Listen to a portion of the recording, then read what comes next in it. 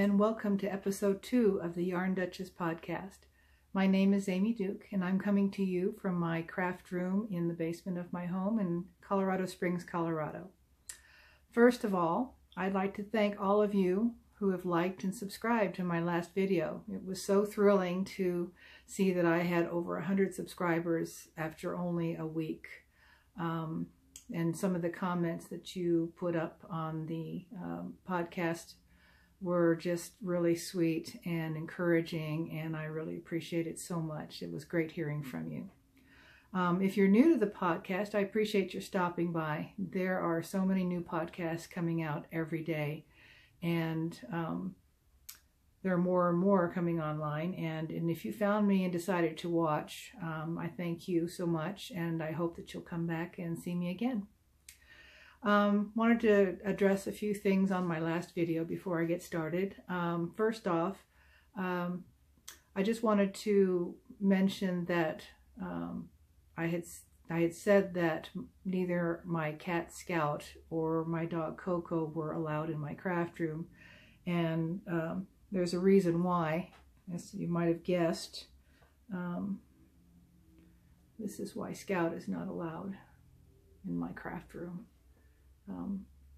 He doesn't do it very often, but when he decides to play with my fiber and my yarn, he goes to town. Fortunately, this was not one that I had purchased, but one that I had made. I'm not going to be able to sell it now, but it's fine for spinning. I'll do it myself. Not a problem. And I just dropped my other work in progress, or my finished object. Hold on one sec. Okay, I'm back. All right then. So, secondly, I wanted to mention about the mirror imaging problem that I was having. I had heard that a lot of podcasters were having issues with things being backwards, and so I thought I would be proactive and make sure that that wasn't going to be an issue. When I was setting up my camera, and I was looking for something that on settings that said to reverse the image, and so as soon as I found it, I said, yes, I want to do that. And then later on, I noticed that everything was reversed, and I thought, well, it didn't work. But then I found some of my previous practice videos that looked just fine, so I think I might have taken something that wasn't broken and then broke it, and now I don't know how to unbreak it.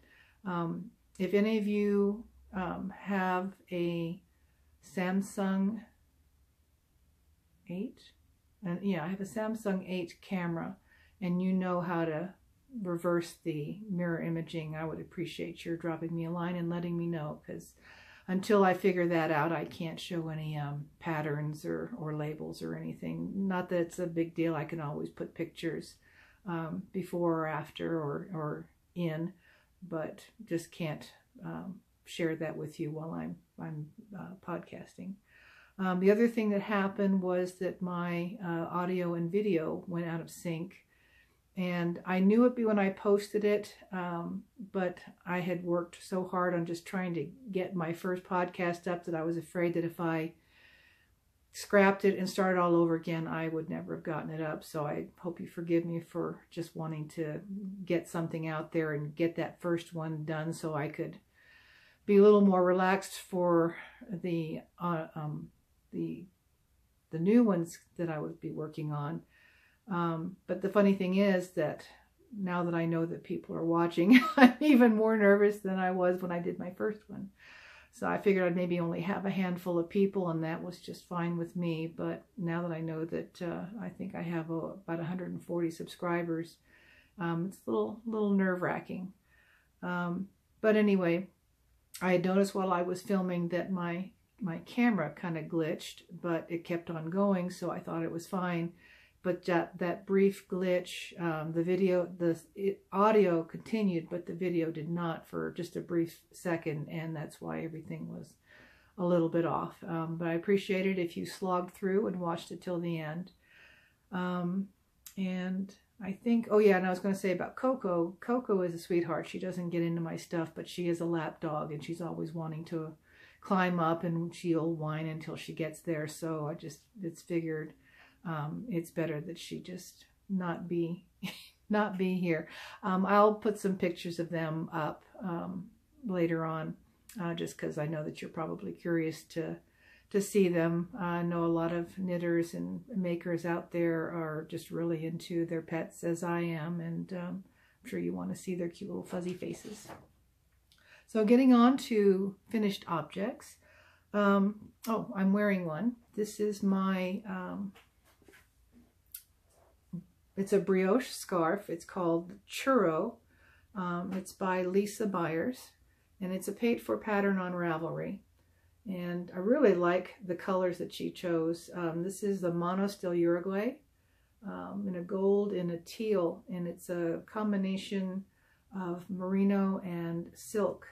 And I like the way that the colors change on the ends, and that's the nature of brioche, that you have one side has color and the other side has the other color, and then it switches back. But this is the thick, wide version of the scarf, and it's pretty long, and just it's so soft and scrunchy. And I really love brioche, but I'll admit that it's a little more time-taking to finish a project, because every row you have to knit twice to complete a row. So a typical scarf this length would take you probably half as long to make if you just did stockinette stitch or rib stitch. But that is the Churro Scarf by Lisa R. Myers, and I got this on Ravelry. My second finished object that I'd like to share is one that I finished about a year ago, and it's another craftsy project or kit, and it is the Polarized Hat by Tanis Gray. And I chose this because I just really wanted to learn this Latvian braid is what it's called, and it has some color work. Pretty simple. It was very easy. It was a quick knit. I finished a hat in one day. The pattern, it came with 2 skeins of yarn, the white and the black, and there was enough yarn for me to make 2 hats, 2 full hats, and I still have yarn left over. I made a black one with the white accent, and then I did this white one with the black accent. I gave the black one to my daughter, and I've never seen her wear it. I probably should get it back, 'cause it's not really her style, but I think she felt obligated to take it because I offered it to her. But anyway, it's a beautiful hat, fits beautifully. I'm not going to put it on now because it just took me a while to get my hair to look decent today. My next one, I'm really excited about this one. This, last time I showed you, I had just started it, but this is the Scania Shawl. It's another craftsy kit, and I got it upside down. I just love this shawl. This was so easy and such a nice, relaxing knit. There was just enough interest in the knitting with this faux cable right here, and then there was a lot of stockinette stitch and some color changes. It was knit with 2 strands of sock yarn, so you get this nice marled striped pattern. Anyway, but it was just a joy to knit, and it was just it went so quickly, and I love the self fringing aspect of it. You knit 4 rows at the end and beginning of each, or not, yeah, you knit 4 stitches at the beginning and ending of each row, and then you just take it apart after you're done knitting, and it makes this fringe. And the best part about this, other than being gorgeous, is that there's no weaving in of ends, none. Even here, if I can find it, even here with the color changes, I just knotted the yarn together where I joined them. But this is the end where you fringe and you take those stitches out. So the pattern just says to cut the threads to the same length as the fringe, and it all just kind of blends in. But anyway, that is the Scania Shawl, and I am definitely going to be making another one. So on to, oh no, I have one more finished object. I finished, oops, I got the dropsies today. I finished the Zauerboll sock. There's a Zauerboll sock, and then there's a Crazy Zauerboll sock, and this is the Crazy Zauerboll sock. It's more of a marled yarn, which I think is what makes it crazy, along with the color changes. And I really like this. This one, it was called, where did I put it? It's colorway. The European yarns, a lot of them use numbers instead of, names for their colorways. And this is colorway 1660, 1660. And then in parentheses, it had earth. So it is very earthy. And I absolutely love these socks. It was an easy knit. I do prefer the heel flap and gusset heel. And I love this rounded toe. It was just 8 stitches at the end, and then you just cinch it up, and then you're done. No Kitchener stitch. The sad part about these socks is that I was knitting, because I had done my first couple of socks this year in the afterthought heel, that I measured from the line of where I had inserted the heel to where I'd started the toe, and didn't realize, or really didn't think, I was just mindless knitting, that the decreases in this toe were more gradual than the decreases in the afterthought heel sock.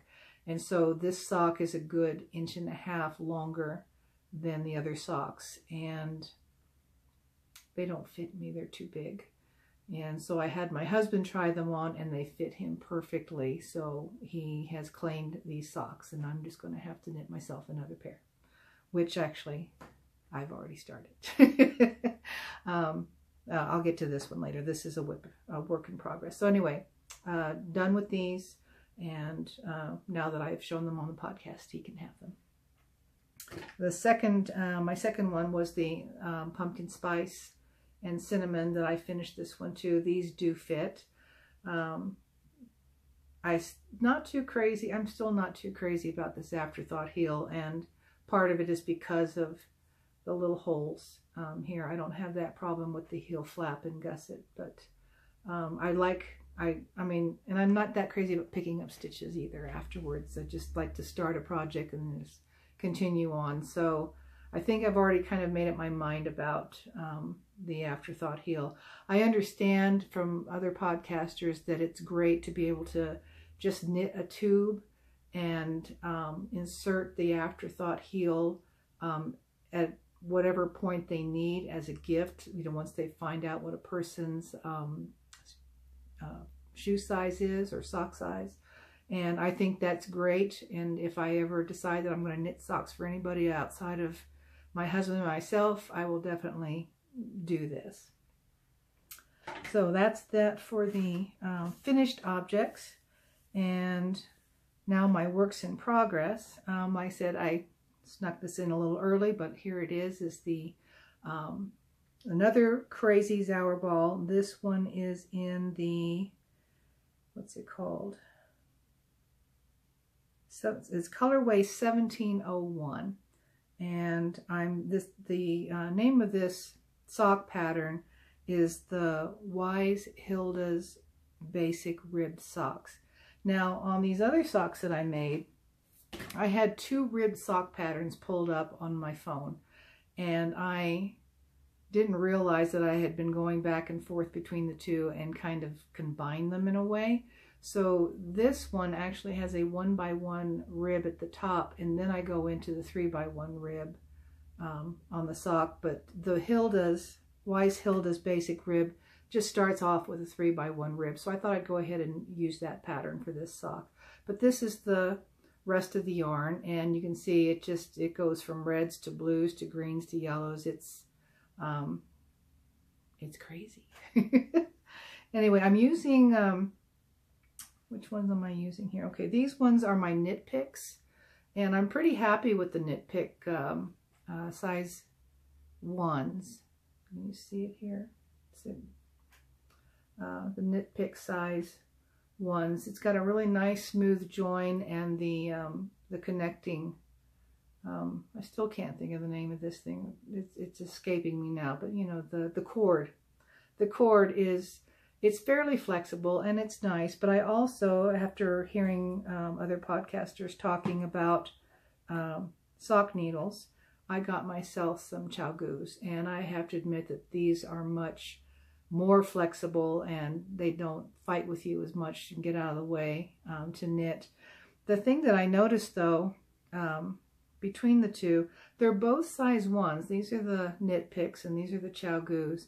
And they're both size 1, and they both, at least to the eye, look the same.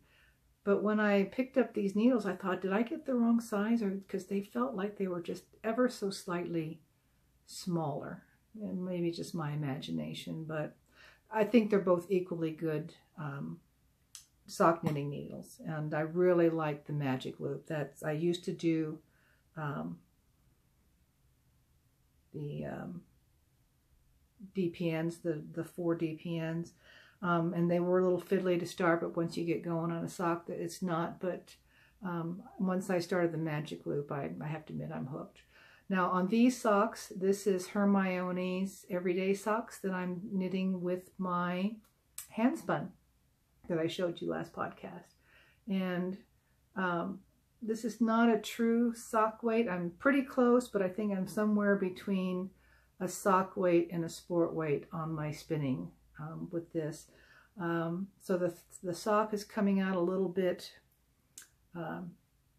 thicker and denser, but I think I'm going to like it. It's knitting up fine on the ones, so I will share those with you as I progress through. So 2 socks, 2 socks at a time, no second sock syndrome, at least not yet.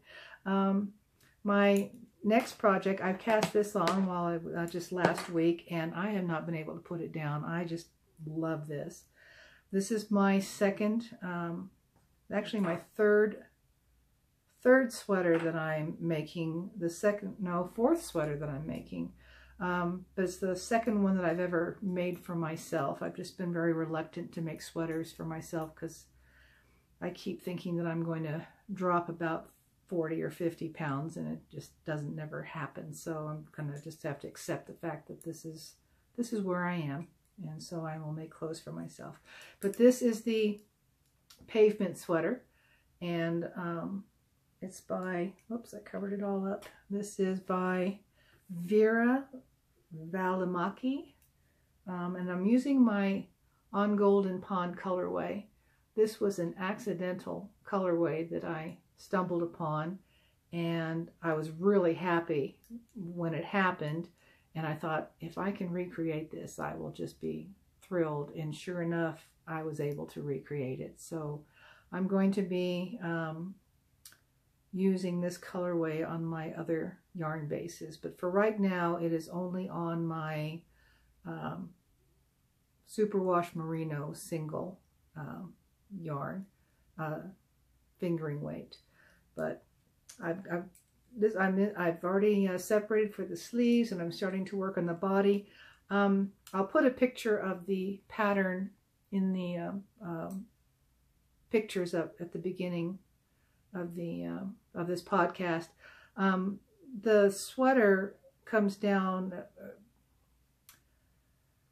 The sweater comes down to below the hips for the pattern, and I think I'm going to bring it up a little bit higher. I think I would prefer a shorter sweater, yeah, about waist high, because it has a nice shaping along the bottom that I think will look better a little bit higher up for me. So that is the Pavement Sweater by Vera Valimaki. Another project that I shared with you the last podcast, a little frustrated with. I think I told you about the sweater that I've been working on for my husband for the last 7 years, and I had pulled out one of the sleeves and re-knit it, taking out about 10 stitches. And after I finished the sleeve, I didn't sew it into the sweater, but I finished it, and then I had my husband try it on, and it's a little tight. So I ripped it all out again. Yes, I ripped it all out again and added back in, we decided about 4 stitches. Should do it. 4 stitches is about another inch on the sleeve because it's a chunky weight yarn on 10.5 needles. And so this is where I'm at. But I got this far and I said, you know what? I'm putting you in timeout because 3rd time on the same sleeve, I just need a little break. I know it's been 7 years, but I will finish it in time for his birthday. I would rather work on my sock and my other sweater in the meantime, just till I calm down. Also, I had mentioned in my last podcast that I felt like I did better spinning with my drop spindle than with my wheel, because I could feel the tension in the drop spindle better than on the wheel. And I found a perfect example of that. This is some roving that I purchased from Ashland Bay, and I think it's a merino silk blend, but this was, you can see the difference. This is my attempt, my early attempt with drop spindle, and then this is my early attempt with the wheel, and you can see that I'm overspinning a little bit more, and so it looks a little more ropey and a little more coarse than the drop spindle. So that's the difference between the two. I'm working on my wheel. I mean, it's the only way you're going to get better is to keep on practicing.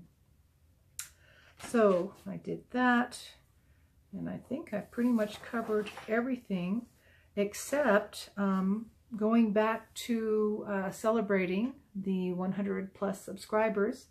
I love giveaways. I don't know about you, but I like them.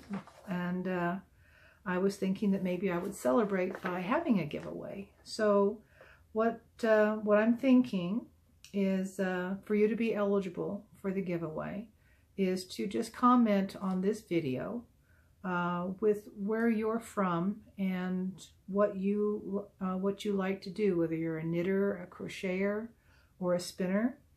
And then, because after all, that's the main reason that I'm doing this, is to build a community of crafters, and we share a mutual love of fiber, and can't do that, can't really have a community if you don't interact. So I'd like to hear from you. I'm going to randomly choose someone from those comments with one of those random number generators, and I will announce the winner on the next podcast. So the winner will be able to choose yarn or fiber from my Etsy shop, which is DuchessFiberArts on Etsy, and you'll be able to choose anything that you like on there. It will be free, and you'll use a special code to get that item, and that includes free shipping. So anyway, that went pretty quickly. I feel like I had so much that I took a lot out, and now I think I should put it back in. But anyway, next week, I think, not next week, but next podcast, I'm going to be visiting a yarn shop here in the Springs. I think I'm going to go to I can't think of it. It's on Garden of the Gods Road, and it's on the way to Garden of the Gods. So I figured I'd stop in there and take some video, and then also move on to Garden of the Gods, which is just down the road, and take some film of that as well. What I am including at the end of this podcast is some footage that I took at the Broadmoor. I mentioned last podcast that my husband and I were going to have an opportunity to stay there, and I had taken a whole bag full of knitting projects and spinning and even a book, and I didn't get a whole lot done, partly because I didn't have as much time as I thought I did. I was even thinking about podcasting from the room, but the light and the way the furniture was set, it was just, it wasn't ideal for podcasting, and I didn't want to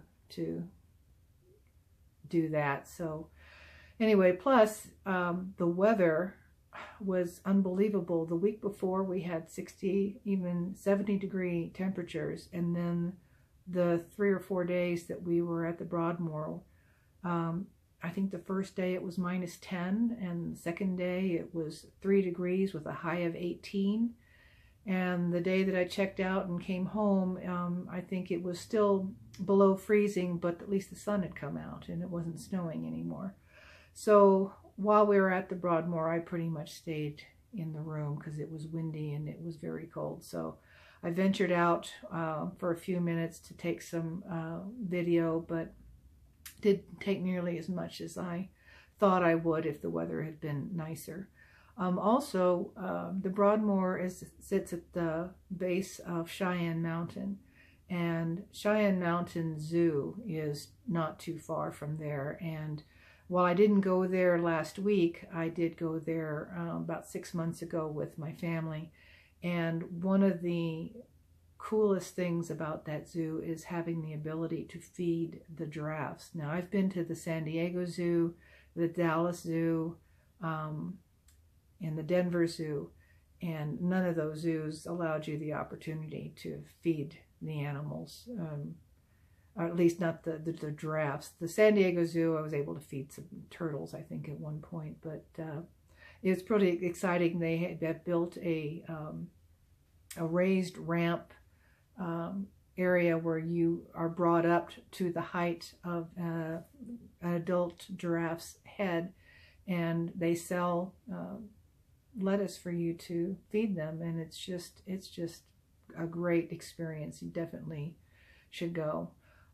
So I'll share that with you at the end of this podcast, and then like I said, hopefully in about 2 weeks I'll have another one ready to go with another local yarn shop and some more knitting to share. Anyway, thanks for coming back, and I will see you next time. Bye.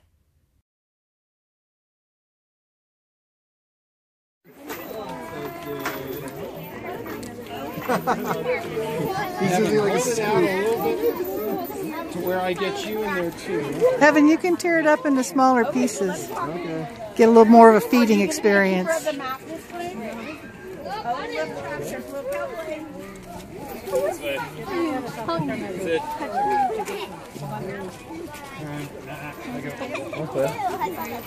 Oh my god. He's got a very leathery tongue. Yes. They have long tongues. You should have had enough. I'm gonna. She's like, if you ain't got enough food, you can't pet me. Can you do that again? Oh, yeah. Oh, honey, I don't think you should feed him. What? He's so gentle. Yes. He's trying to get you. Hi, what's up? What's up, bud? Some long tongue. Watch the goat. Watch the goat. Watch what he does. Evan, wait. Watch this goat up here. I don't have a camera. I do. Okay. Watch this. Go ahead. Okay, so watch. Watch what the goat does up there by the wheel. The goat's just waiting there. Oh my gosh. Oh, that's funny. Oh, that's good. Did you watch, buddy? Oh. I'll just wait down here. Stuff the ball. See him do it with his paw.